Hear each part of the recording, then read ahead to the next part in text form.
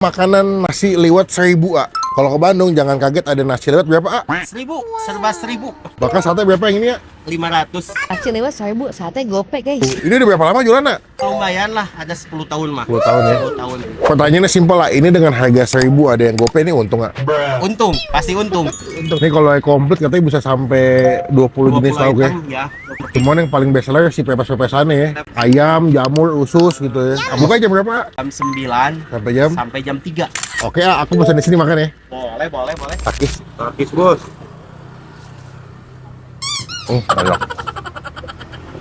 Dia berbumbu ya, full rempah, wangi, kunyit gitu. Nih enaknya. Tahu, sambal.